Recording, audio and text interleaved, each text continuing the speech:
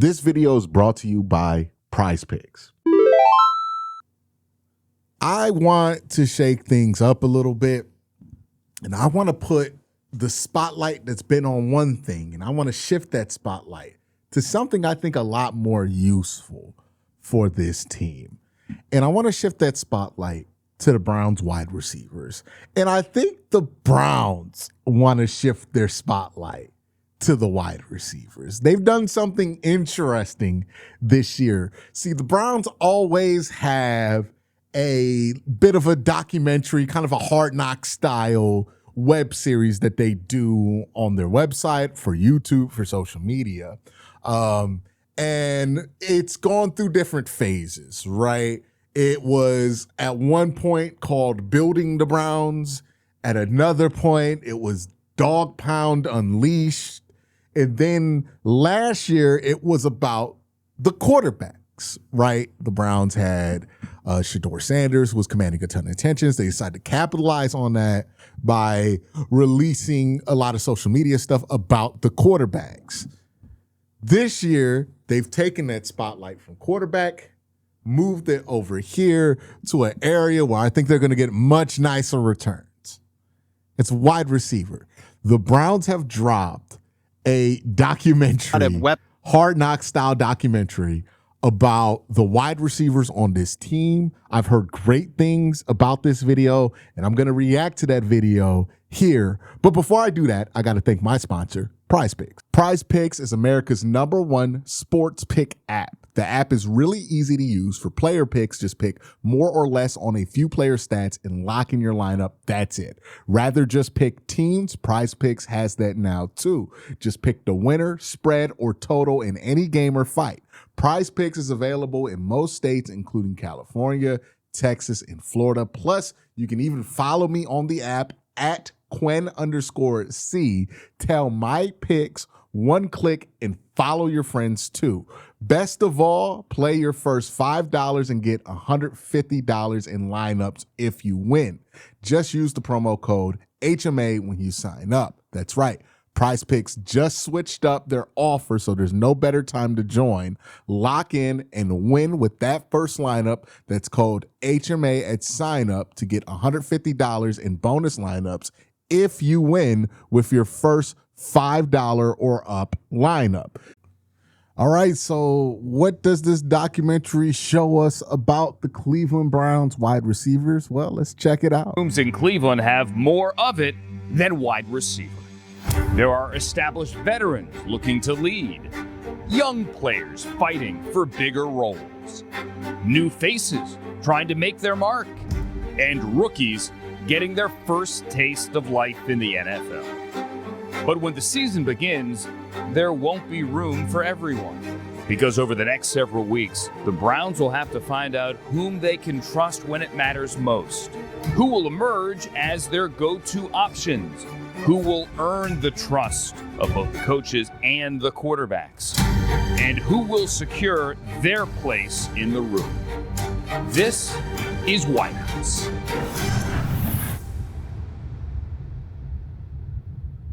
Very nice production value. The most established receiver in the room is Jerry Jeudy. The 7-year vet, entering training camp with experience to know exactly what the next few weeks demand. Around him, a crowded room looking to establish where they fit. Returning players Cedric Tillman, Isaiah Bond, and Gage Larvidan are looking to build on what they've already done in Cleveland.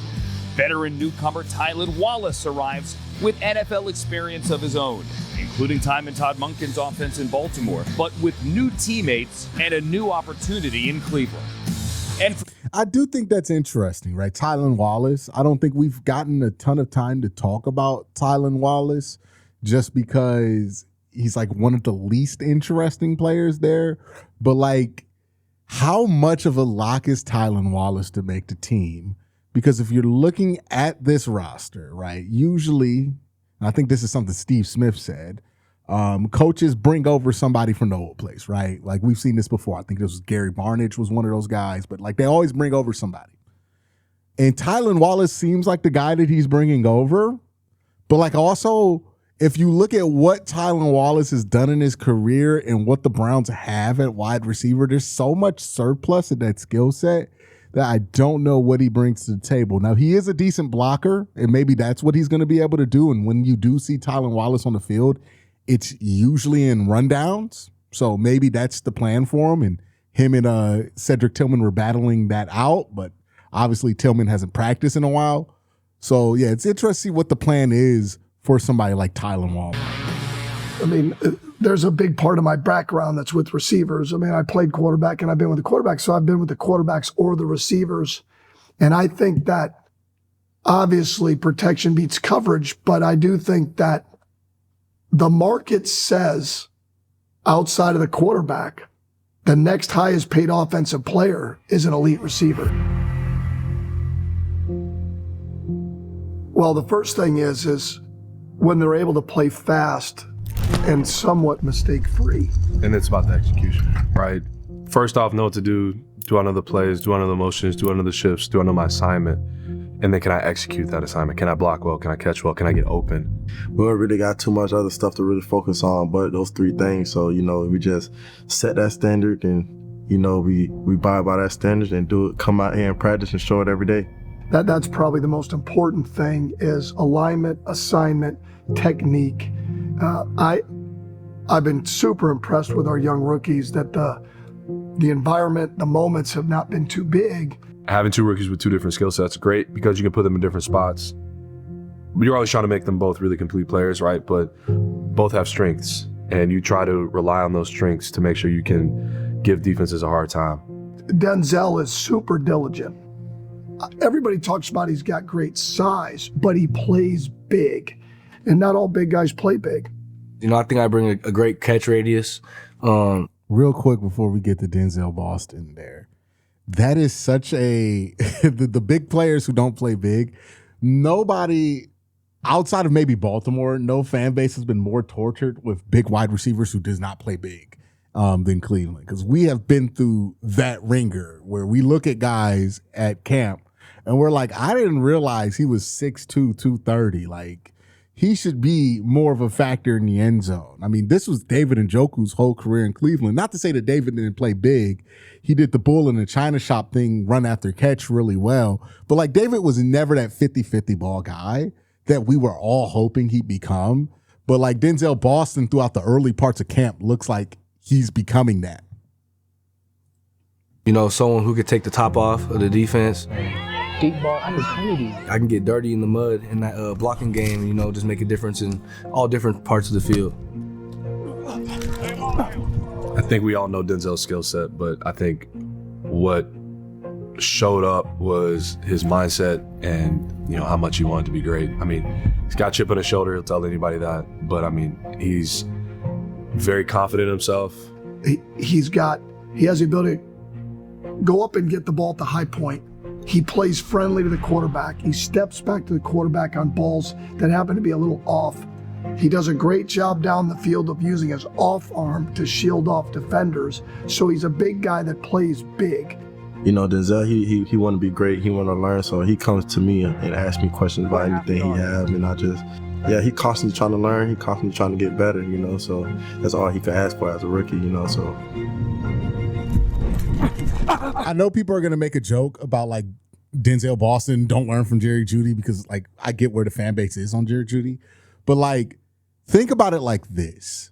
Denzel Boston does not have the problems as a wide receiver that Jerry Jeudy has plagued him, right? And the biggest issue that Jerry Jeudy has is simple.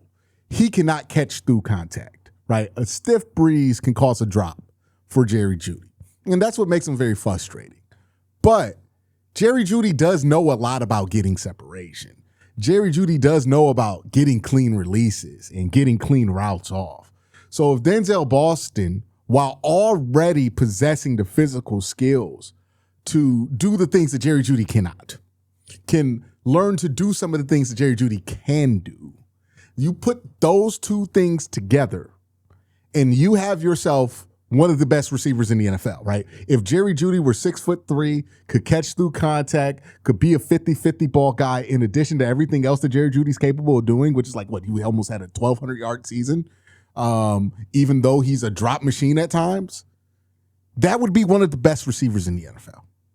So, like, yeah, I get the jokes there that are going to happen, but it's important that you have positional diversity for this specific reason, because you have three guys that are going to be playing a ton of snaps for you at wide receiver, right?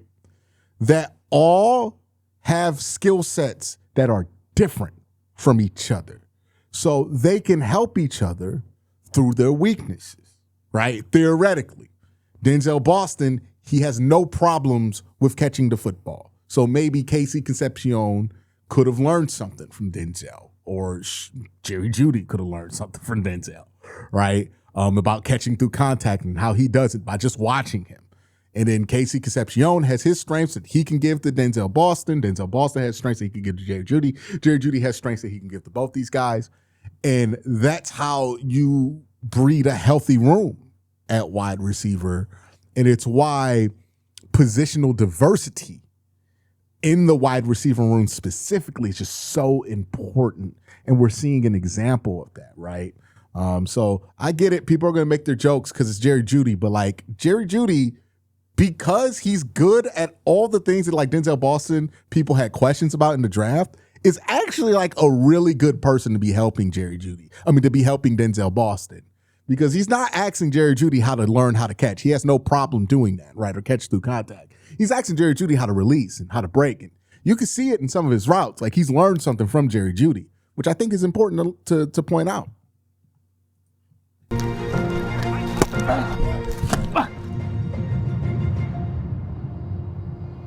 But what's great about the two is they both have that same mindset. The same thing I said about Denzel, you can say about KC, and that's been the best part.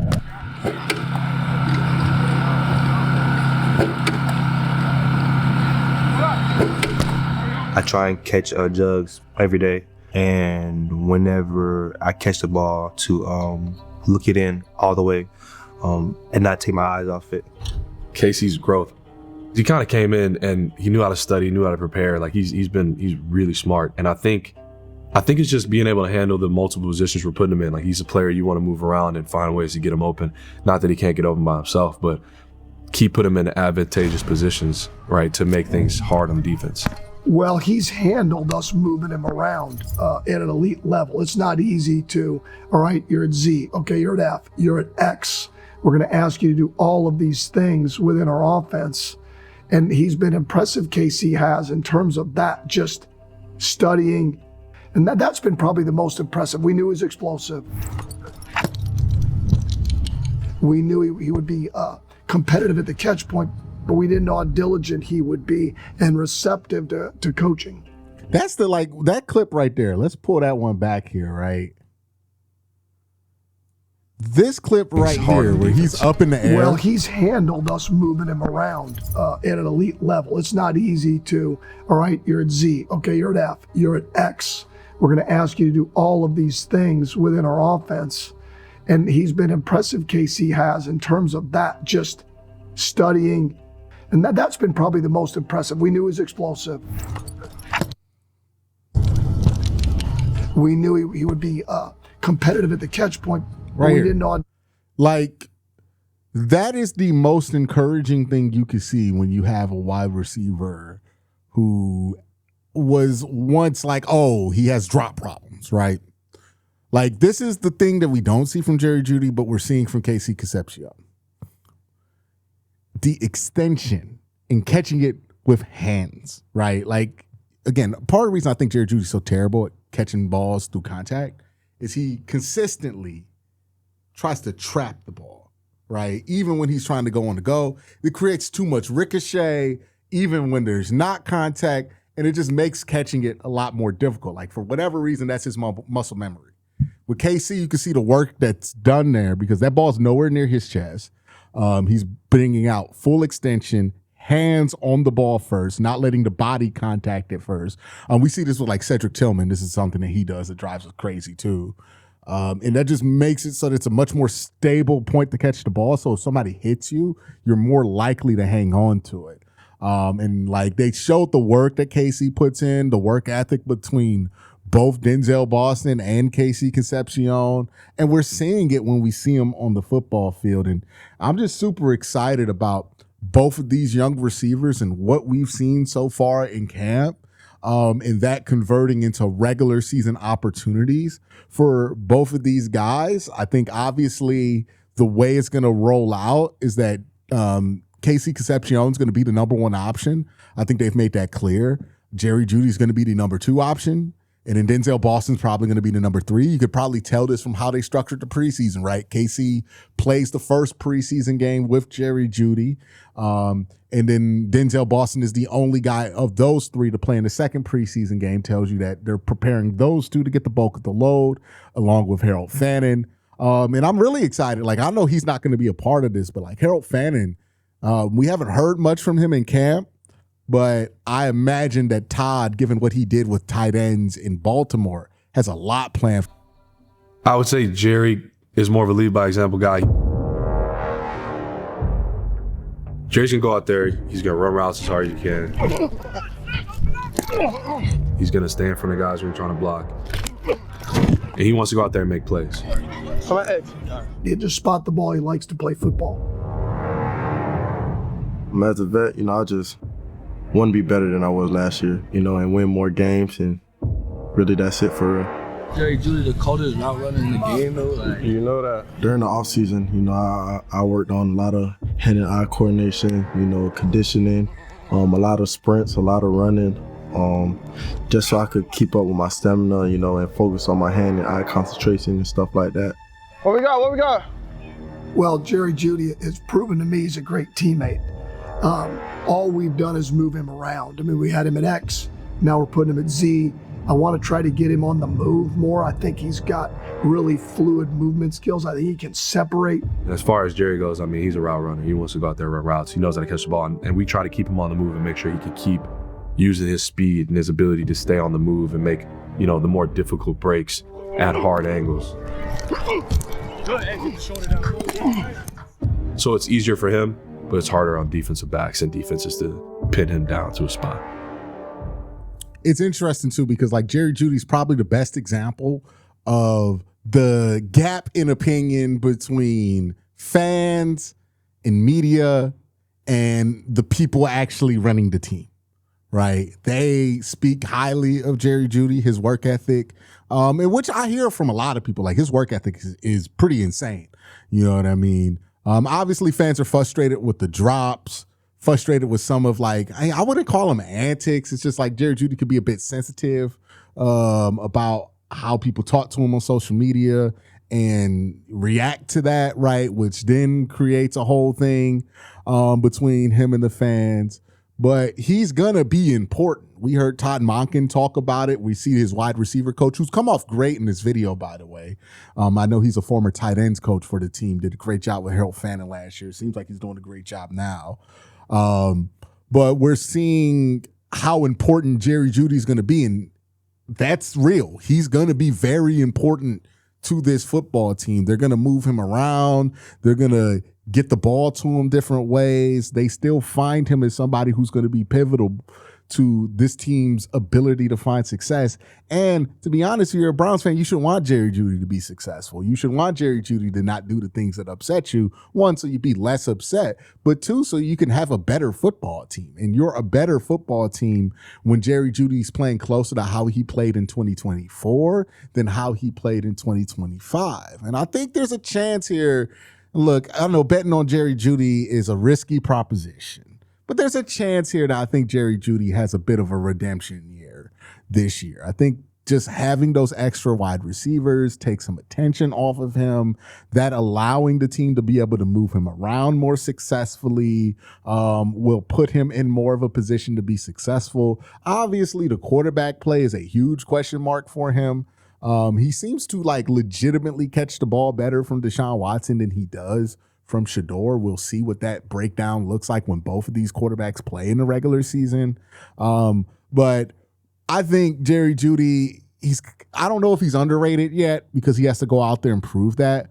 But I do think the fan base is undervaluing Jerry Jeudy right now. I think he's going to be much more important than people are hoping that he is. And I don't think it's a bad thing that Jerry Jeudy's going to be important. I think it's just dependent on what Jerry Jeudy we get this season. Yeah, with Jerry helping me on and off the field, it's been a daily thing. Doesn't have any bad habits. He's not late. That's something that's really good for them to see a vet that's been in the league this long do something like that. That's on us, though. Just holding me accountable to things when it comes to, after practice, making sure I'm getting in the cold tubs and I'm not just trying to go to the next meetings, or making sure that, on the field, like I'm sinking my pads down, I'm getting low in my routes, not allowing to expose my chest and all those different types of details, and small techniques of the game. And it's almost like a daily thing with Jerry. He's always, trying to help me, coach me up to, help me be the best player I could be. All right, but that is the Browns Wideouts Part 1. They're doing multiple parts to this, so make sure you subscribe to the Cleveland Browns YouTube channel. Want to thank you guys for hanging out with me and watching some of this with me. All in all, it was a pretty fun look at this wide receiver room, and I think it's important when other conversations pop up with this team to remember that, like, we do really like Jared Verse. We do really like what we've seen from Mason Graham. Carson Schlesinger is a defensive rookie of the year. You have the wide receivers you feel good about. Spencer Fanos had a pretty good camp. Like, it's easy to feel like it's all been bad news about the Cleveland Browns, because the main thing people talk about is, unfortunately, the biggest hole on the team. If you look at it position to position, I think it's truly the weakest position on the team, which is quarterback. But that is a temporary situation there, or at least they're hoping it's a temporary situation. When you look at the other positions on the team, you're reminded that there is reason to be hopeful about what the Browns could be in the future and what they could try to be this year. And I think looking at stuff like this is a great reminder of that. These guys look great. You add that with Harold Fannin, Quinshawn Judkins, Spencer Fano, a new offensive line, Todd Monken, the defense, and all the guys you feel good about there. Denzel Ward, Tyson Campbell, right? They've been having good camps. Everybody likes Emmanuel McNeil-Warren, Jared Verse, Mason Graham. There's more good things to look forward to. The one thing that everybody's kind of weighing them down is quarterback, unfortunately. But that's one position. And ultimately, we assume the Browns are going to try to fill that in the 2027 offseason. But, like, don't let that make you not pay attention to everything else that's going on with this team, because there's a lot of other cool stuff. But that's just my thoughts. Let me know what you think in the comment section down below. Y'all have a great day. Have an even better night.